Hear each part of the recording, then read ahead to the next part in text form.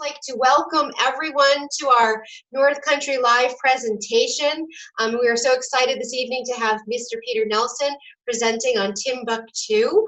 And during this evening's presentation, we have a lot of people on tonight, and so we are planning to keep all of your microphones muted. So if you've been trying to kind of say something, we're going to keep them muted to make sure that we have really good sound quality for everyone. Now, if you have a question, what we encourage you to do is to type it into the chat, and at the very end, time permitting, we'll be able to read a couple of those questions and hopefully have Peter give us some guidance and share more of his expertise on that. I'd like to turn the presentation over to Kim Erlin for just a couple minutes and ask her to make a couple introductions and say a few words. So Kim, it's all yours. Thank you, Selena. So I am here co-hosting tonight as North Country Community College's Diversity Officer and as a proud member of the Adirondack Diversity Initiative core team. The Adirondack Diversity Initiative is co-sponsoring tonight's program along with John Brown Lives and our ANCA organization. Adirondack Diversity Initiative exists at the intersection of environmental and social justice issues, and ADI, as we call it, works closely with its core team and affiliate partners to develop and promote strategies to help the Adirondack Park and its nearby communities become more welcoming and inclusive to both visitors and residents. You can learn more about ADI at diversityadk.org if you're interested, and you can also watch recorded content on demand from earlier sessions in the ADI Anti-Racism Summer Series. And this is posted on the website as well as the YouTube channel. A copy of tonight's program is actually being recorded and will be posted to both North Country Community College's website and the ADI website, and the YouTube channels, which will also include the option for closed captioning. And then in addition to staying in touch with the North Country Live Summer Series, we are working on some fall content. So we hope you'll stay connected with us at nccc.edu/live. You can also learn more about diversity, equity, and inclusion efforts at the college at nccc.edu/diversity. Probably enough websites for now, but we can post those into the chat and you can copy and paste those to reference later. But now I'd like to introduce you to our presenter tonight, Pete Nelson. He has been involved with the diversity issues as an activist and teacher since the 1970s, including social justice programs in his hometown of Cleveland, Ohio, tenants' rights and inner city housing in Chicago, and equity in education in Madison, Wisconsin. In addition to being a founder member of the Adirondack Diversity Initiative, Pete is a mathematics instructor at North Country Community College, as well as a member of our college's diversity task force. So without further ado, I'm going to turn it over to Pete. Thank you, Kim. I am grateful for the introduction, and I really appreciate all of the people who have tuned in tonight. Don't hold it against me that I teach mathematics. Let that one go. Let me take control of my screen here and jump right into the presentation. And at the end, I definitely intend to leave time for some questions. So enjoy, and let me see if I can get the technology to do its thing.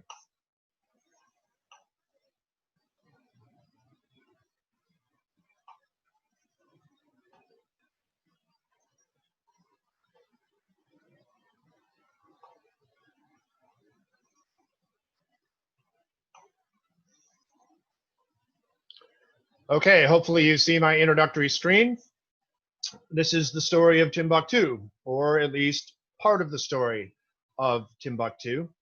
And I'd like to start this way. Good evening. I'm standing in a light rain. The tropical storm remnants are headed our way. This is 2 days before my Thursday lecture. I'm somewhere in North Elba in the Adirondack Mountains. As always, they are remote, forbidding, beautiful.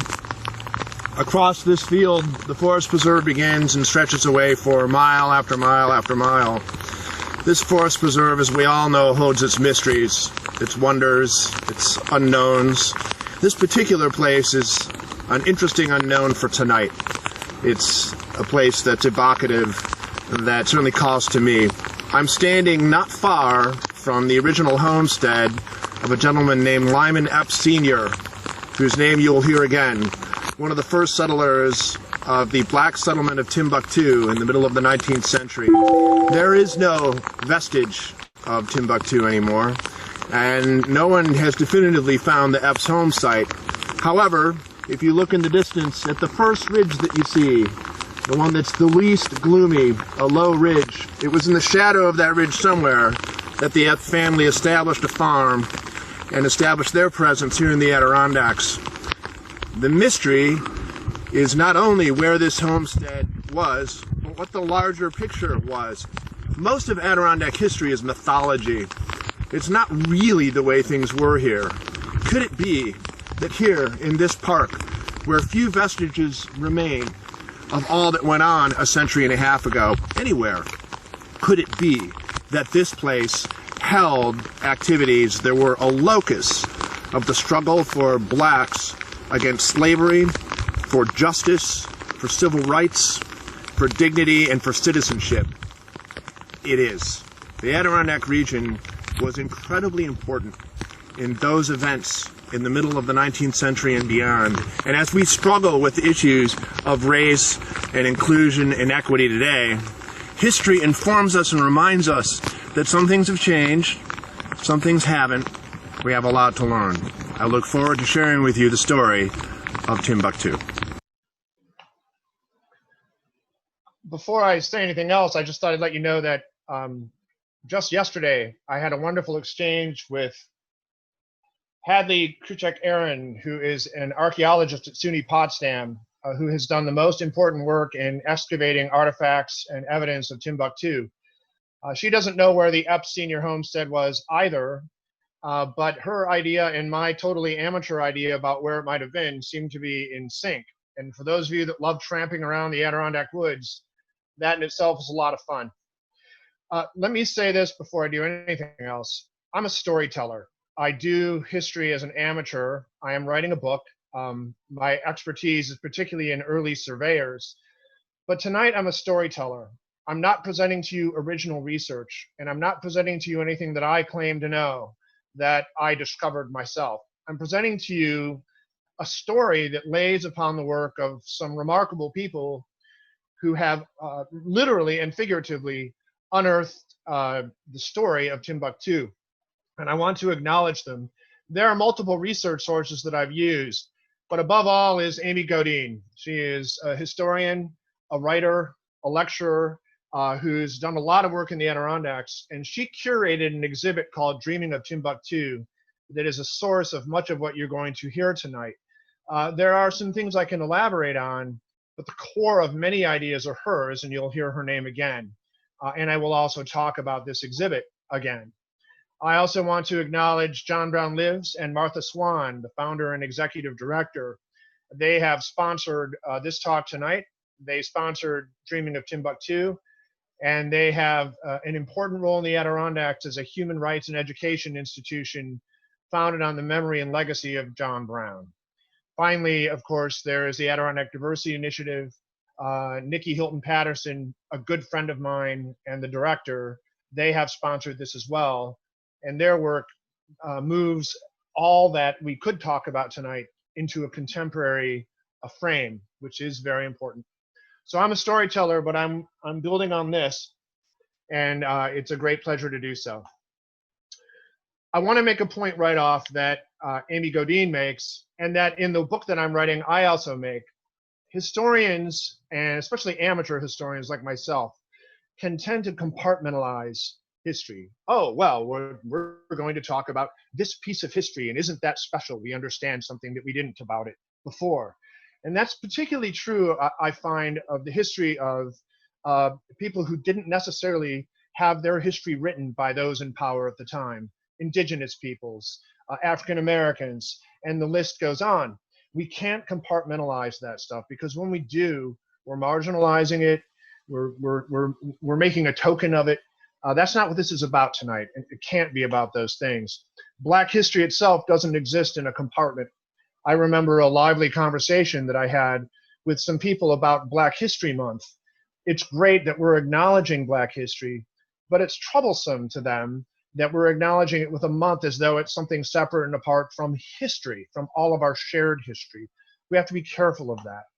Adirondack history has been very compartmentalized, and I'll talk about that a bit, but it doesn't exist in a compartment. It exists in a much larger context.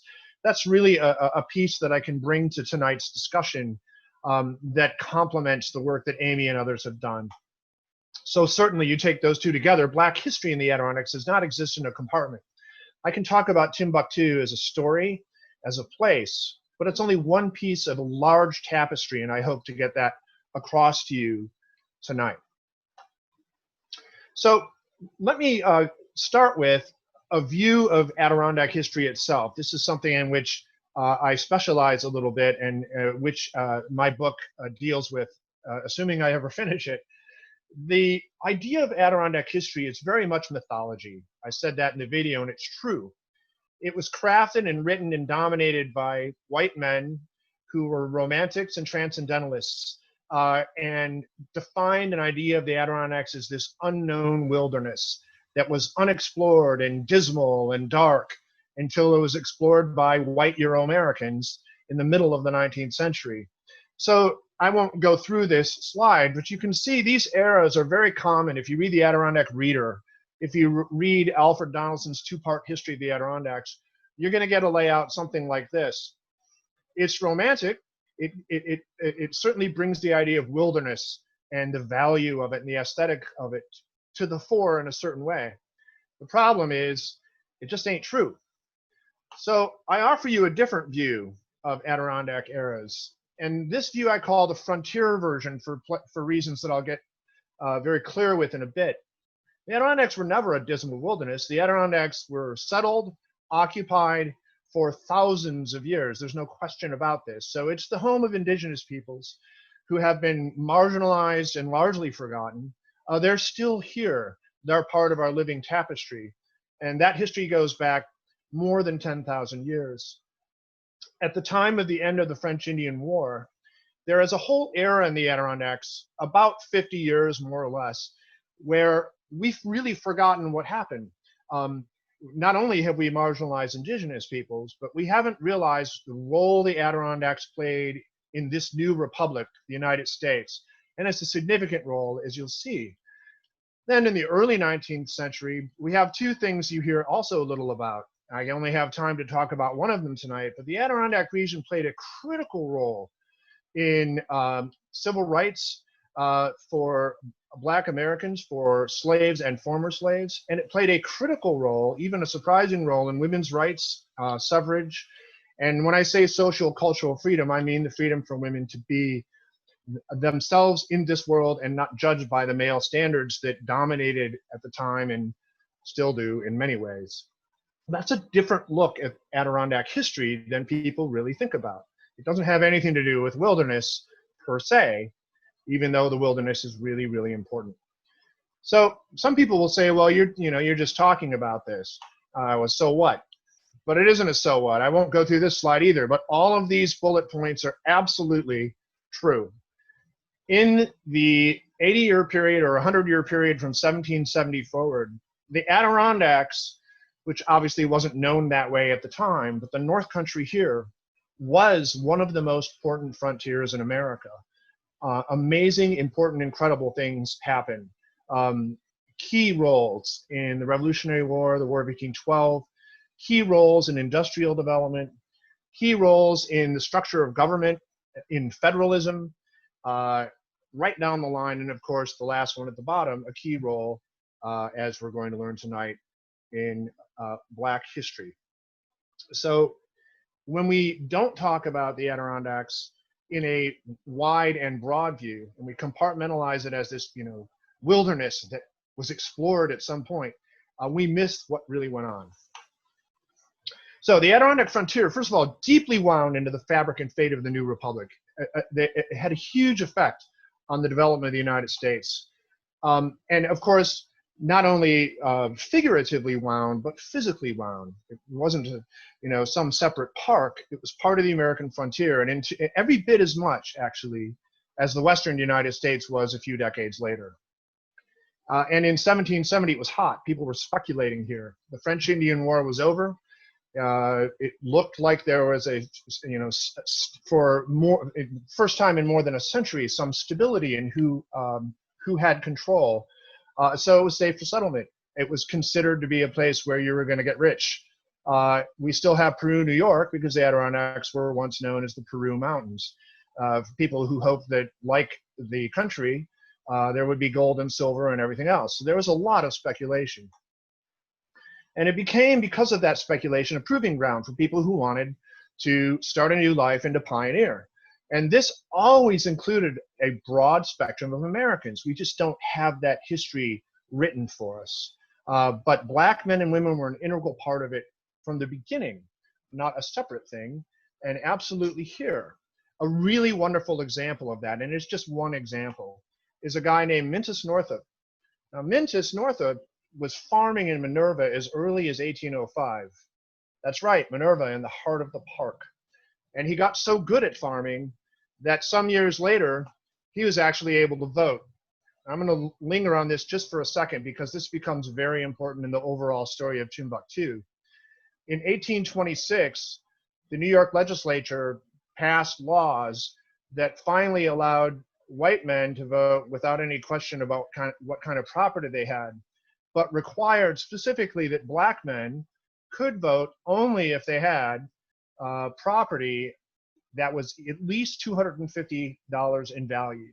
If they didn't, and if they couldn't prove it, they couldn't vote. This, of course, is a disenfranchisement. Well, you always hear about the Adirondack region not being a good place for farming. Mintus did really well, and he actually earned the right to vote. So he's one example, and it's an example whose name might resonate because, indeed, he was the father of Solomon Northup of 12 Years a Slave fame. So, again, the tapestry is always wider than we like to think. We really need to begin the story that leads to Timbuktu with speculation. This idea that this new frontier has opened up and people can go and settle and buy property, flip property, homestead on property, and the like. This is a wonderful map.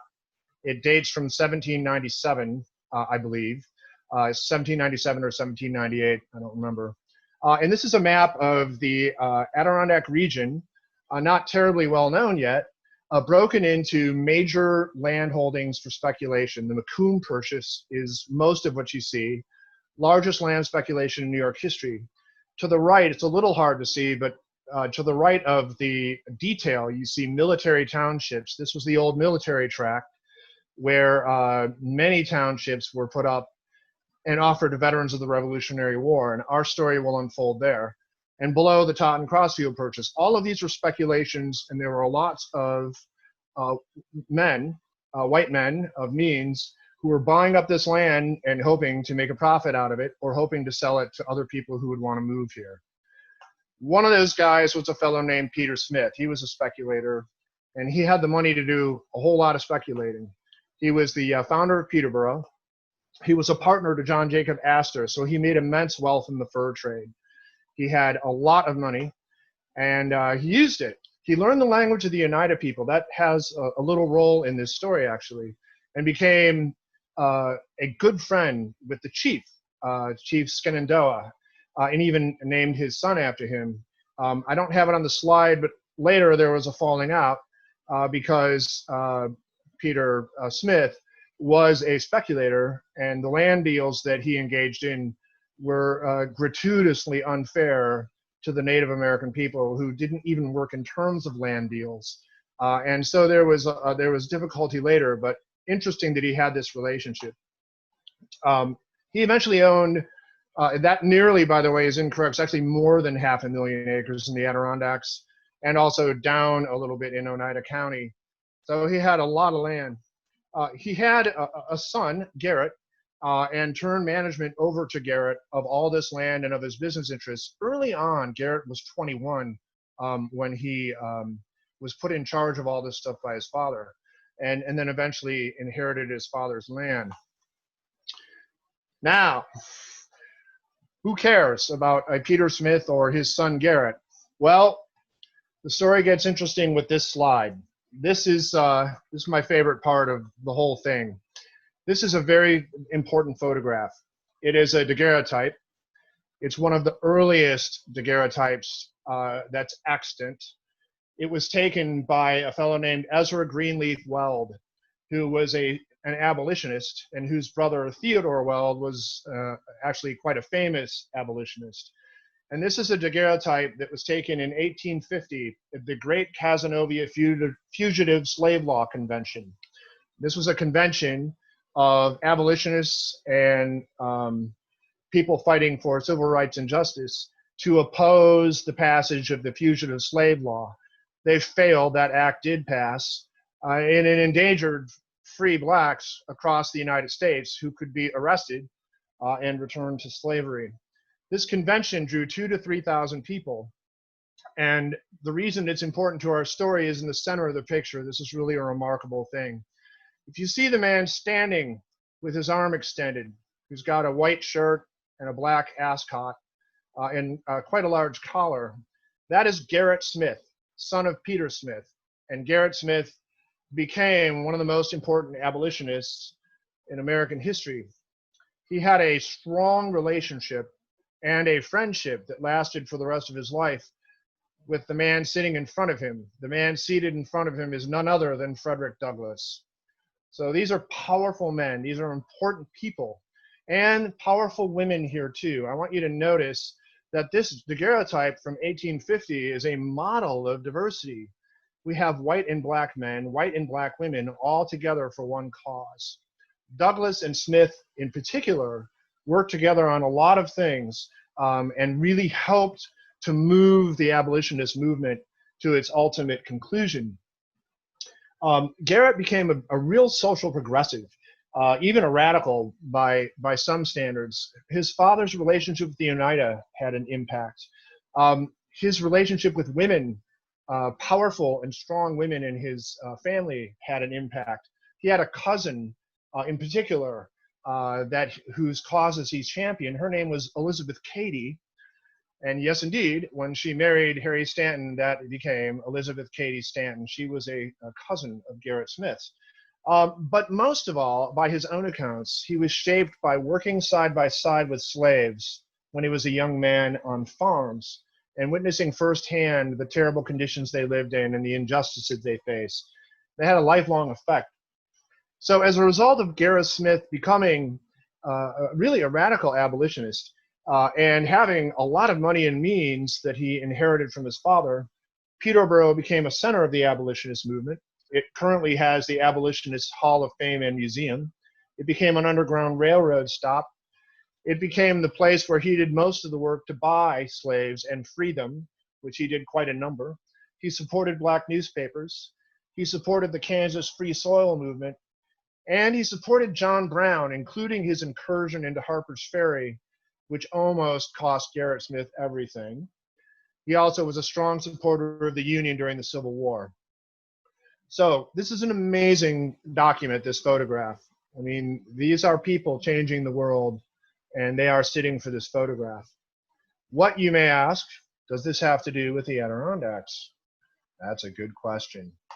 Garrett Smith, who did all of the things I mentioned, had another idea. Pretty good one, too. One of the major challenges facing blacks in the United States was the fact that they couldn't vote. There were quite a few free blacks in the North. Free might be in quotes. Obviously, they faced discrimination, inequity in every way, laws against them, hostility. Now the Fugitive Slave Act in 1850 passes. But they also, most couldn't vote. They didn't have the $250 in real property value that would allow them to let their voice be heard at the ballot box. So Garrett Smith came up with a pretty good idea. He said, I'm going to take 120,000 acres of land, mostly in the Adirondacks, although also there was some elsewhere, and I'm going to give it away to 3,000 black families. Okay, if you do that math there, and I'm a math teacher, remember, that comes to 40 acres per family. So families would get these 40-acre plots for free, and they would settle on them and farm them and improve them to, like Minton North Elba did, by the way, to the point where their value exceeded $250, and then they could vote. And mass voting can change societies. That was his plan. There was another piece to it that's interesting.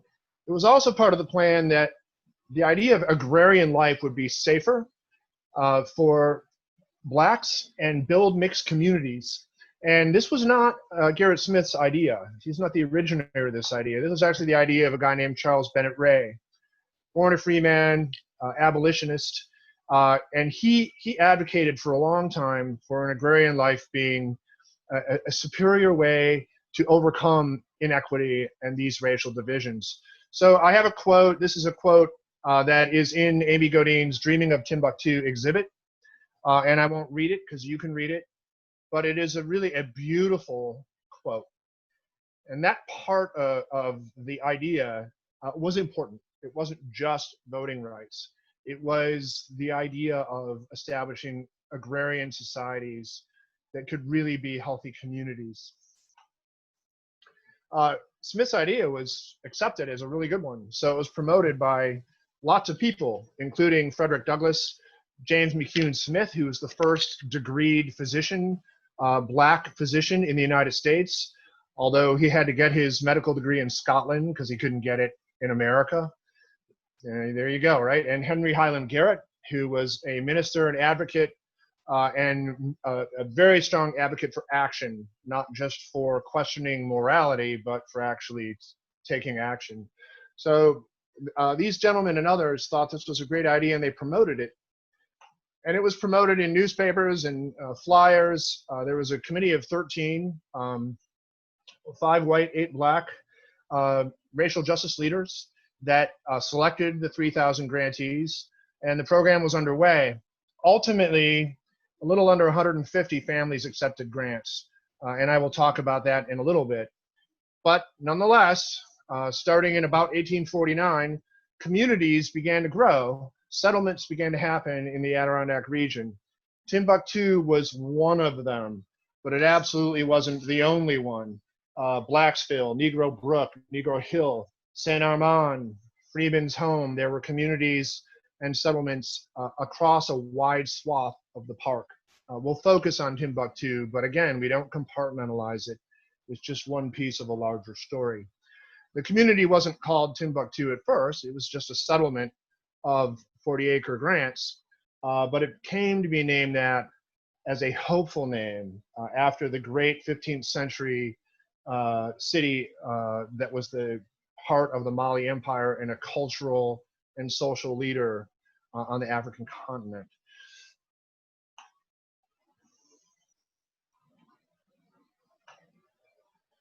Now, I want to talk about one person, and there are, of course, lots of people in the story, but I want to return to Lyman Epps Sr. because he's a really good example, a premier example of the fact that this isn't something we compartmentalize. These are living communities that are integrated in the world that they're in. So the Epps family accepted a grant in 1849, and they moved to Lot 84, which, by the way, if y'all go try to find it, or if you do, be careful. Maps were different at the time, and they were wrong.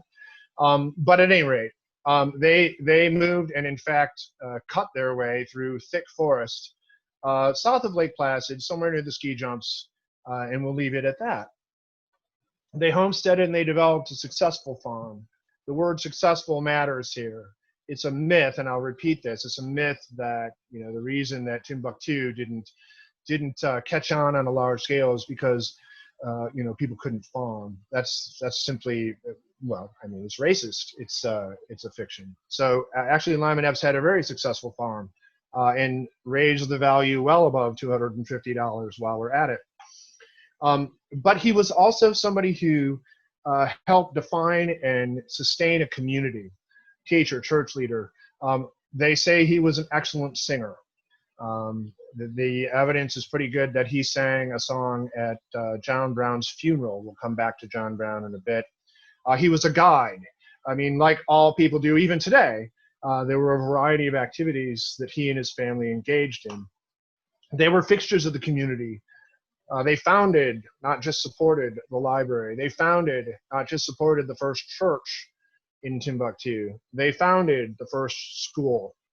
So they were woven into the community that they were helping to start, and they were woven into the larger community of North Elba and Lake Placid. They were fixtures in the community and leaders in the community for a long time, for nearly a century.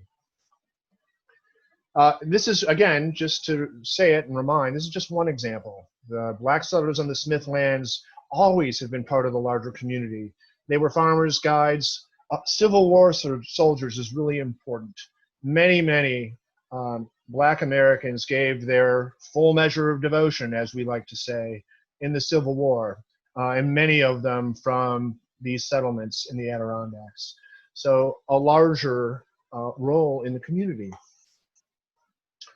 All right, there's another settler that enters into the story of Timbuktu, and with that, I'll play a second video.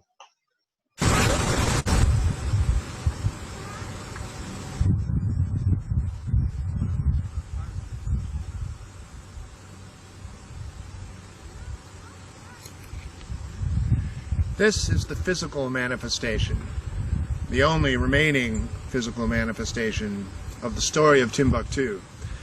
This is the frontier farm as it appeared in the middle of the 19th century of a frontier farmer named John Brown.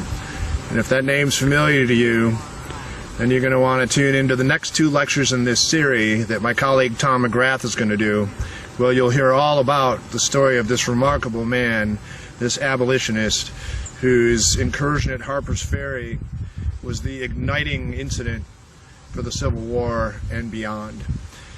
To my immediate left, as the camera pans, is his gravesite by that boulder and within that iron gate.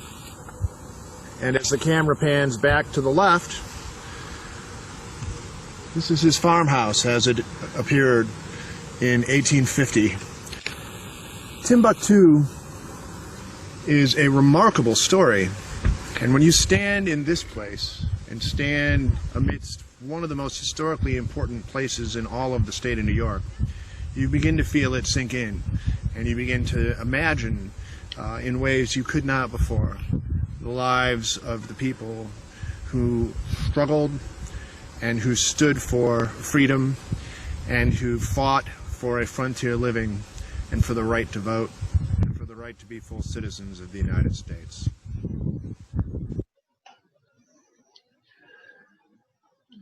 Timbuktu as a community had a handful of people who settled. They did form a community. They did help each other. John Brown, when he came to Timbuktu, about the same time that Lyman Epps did, was not the legend of American history that he is now. He was a frontier farmer who had failed in multiple businesses, who had very strong abolitionist views, and he wanted to help. He wanted to be part of this. He wanted to see this agrarian society grow and thrive. So he had a conversation with Garrett Smith and accepted his own land grant to be there and be a part of it. Ultimately, and it didn't take long, ultimately he was pulled away by events in the rest of the country, culminating in Harper's Ferry. And as I said, my colleague Tom McGrath will tell you everything about his story. After that, Timbuktu existed for a couple more decades, but began to fade away. And the fact that it began to fade away has led some, including historians, to say, well, you know, it was a failure and it wasn't really that important. I will say right now that the answer to that is, again, really Amy Godine's. This isn't mine, this is hers, but it's right. She asks a question, and she has the powerful answer. Was it a failure? No. And she points out that lots of Adirondack settlements failed. Indeed, I am a student, amateur student of Adirondack history, and I also spent a whole lot of time in the woods. I've been to the remains of Fletcherville in the eastern part of the park. I've been and written about and studied the remains of the town of Adirondack and the McIntyre Mine Works in the heart of the park. I have been to the remnants of Griffin in the southeastern part of the park, which was a huge tanning center, and there are still some buildings extant. To the southwest, there's Township 7 in Herreshoff Manor near Thendera, really in Thendera now. And of course, to the west, there's Casterland, which was an attempt by French nobles to establish a new France. All of these and many, many more, I could talk all night, are gone. But as Amy Godine says, only one of them is explained by race. Well, it failed because, you know, these people couldn't farm. That kind of thing is simply obvious bias, right? So it did fade. But it's a fiction, as I said, that they were incompetent farmers. That's not why it faded. So there are lots of reasons that historians agree on. It's true, first of all, as we all know who live here, the Adirondack conditions were harsh. It's not an easy place to farm. It doesn't mean you couldn't. And again, the successes of many people to farm here give lie to the idea that that was the only reason. But it was a tough go. Of probably greater importance is the expense. If you were living in New York City and you were given a grant of 40 acres in the middle of nowhere, 250 miles to the north, it was an expensive undertaking to get there, to purchase goods, to purchase tools and equipment. It was just really hard. Most people couldn't afford it. The fugitive slave law had a deadening impact, because to be out in a relatively isolated, unprotected rural area was a threat, was a risk. So that's another reason. And then, as recorded by many people, including some of the names you've heard already, they loved the idea, but they themselves weren't going to do it because their fight was more acute in urban areas. So for a variety of reasons, it didn't catch on the way that Garrett Smith had hoped it would. But you can only call it a failure if you really compartmentalize it. And I'll quote Amy Godine one more time. She writes in her exhibit, Dreaming of Timbuktu, this collaborative effort was a model of interracial cooperation. And it was. And I take you back to that daguerreotype. These people, these men and women, forged alliances and bonds and ideas about voting rights and free soil and safety and citizenship that echoed all the way to the Civil War and beyond. This is a crucial part of the idea about how we start to take this unbelievable inequity and this human crime of slavery and find a way past it. So like so many other places in the Adirondacks, whether buildings still stand is irrelevant. The ideas do, and they always have. This is real Adirondack history, ladies and gentlemen. This isn't mythology. You know, Adirondack history, this is a tough place to live. And its history has been written more than we read about, more than we give credit to, by the men and women who labored and lived and coped with this frontier, which is what it was. And when we understand that, we can understand Timbuktu as something that we should remember, and we should credit, and we should celebrate and appreciate. It was a remarkable thing. I will leave you with one last video because I really think this is a place that you should go see. We're standing inside the barn on John Brown's farm at the back of the State Historic Site. Inside this barn is Amy Godine's exhibit, Dreaming of Timbuctoo, which is the definitive research into the story of this settlement, and a lot more detail and a lot more content than I can offer you in a short lecture. As I said before, I'm not offering you original research. I stand on the shoulders of those who have done the work. Mary McKenzie, Lake Placid historian, Amy Godine, the historian who's curated this tremendous exhibit. This is open to the public with John Brown's farm, and it's well worth a visit.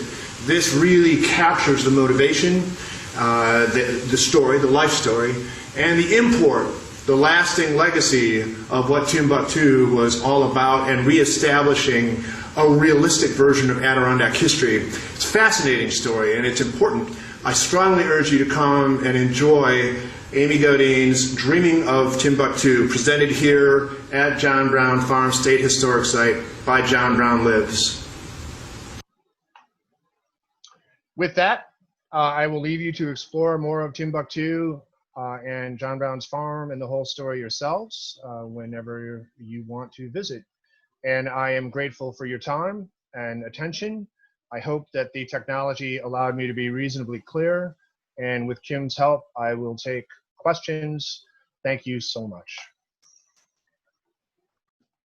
Wow, that was outstanding, Pete. Thank you. Does anyone have any questions for Pete tonight? You can type them into the chat.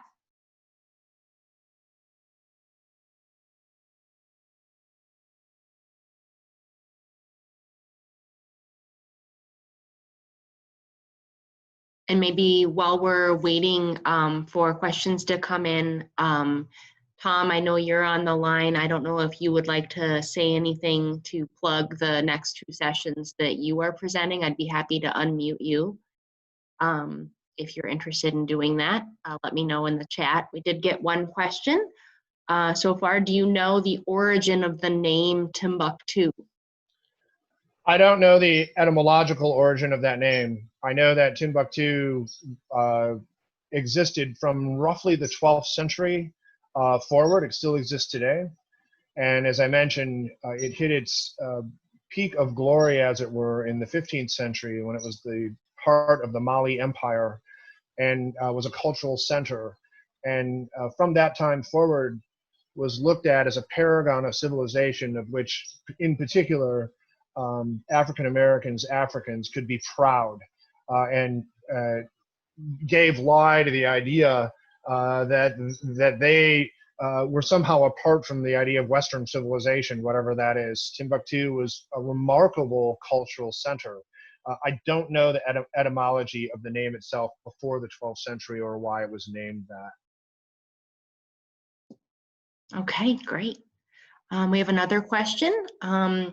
Was there a Black workforce at the McIntyre Ironworks in Adirondack? Do you know?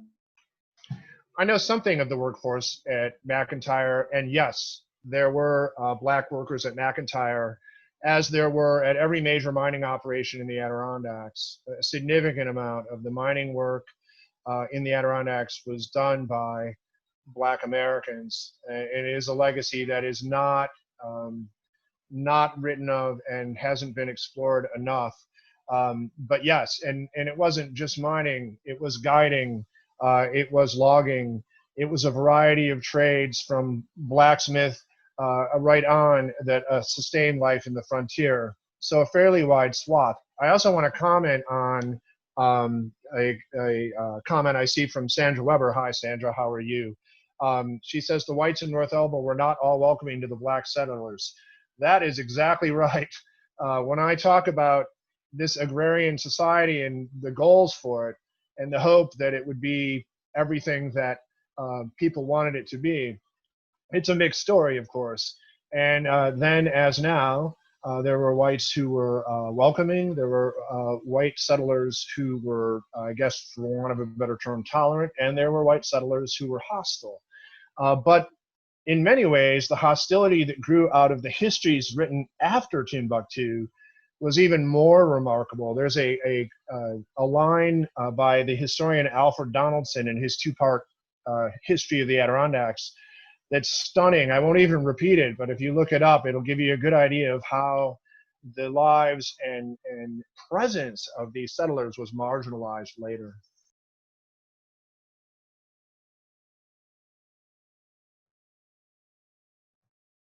Thanks, Pete.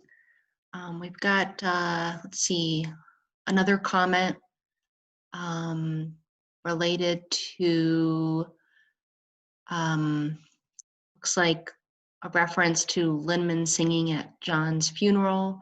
Are there any other references to his singing the songs he sang? I have only seen, so first of all, I have to acknowledge Glenn McClure has written this question. Glenn is a composer who wrote an opera, an Adirondack folk opera, Promised Land, and it's a great piece. And I'm really pleased that you're on. So I don't have a good answer for you. Beyond what Amy has in her exhibit, there are some references to not only Lyman, but his children developing strong voices and being singers who were in demand. They were called upon to sing at church services and at social events throughout the North Elba area, but nothing really terribly specific. Clearly, though, they were musicians who had the ability to affect people and were respected on that basis.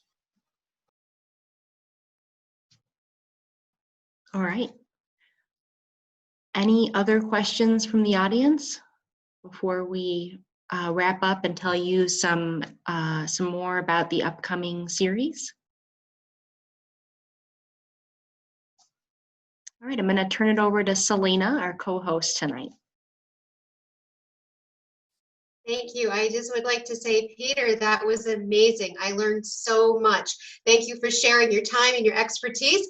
Before we all go, I just wanted to send out a couple of big thank yous to the North Country Community College Foundation for supporting us and for helping our educational experiences for our students and communities be at the excellent level that they are. To our Opportunities to Share Committee for pulling all of these together, our North Country Enrollment Department. But most importantly, I would really like to thank all of you for spending your time with us this evening and for sharing in your interest in Adirondack history.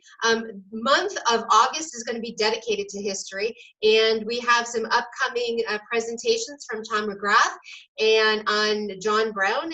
Those will be the next 2 Thursdays, and after that, Pete will be rejoining us to talk about names and places in the Adirondacks. So we hope that you can join us again. Please tell your friends, tell your family. The more the merrier. We are just thrilled to be able to connect and share some of our thoughts and time with you. So thank you, everyone, and I hope you have a wonderful weekend. So have a good day and goodbye. We will probably be sending a survey, so please take the time, a couple seconds to fill out that survey. Tell us what you're interested in. If you're interested in different types of history or other topics, we're really interested to hear what you think and what you would like us to share. Have a great day, everyone.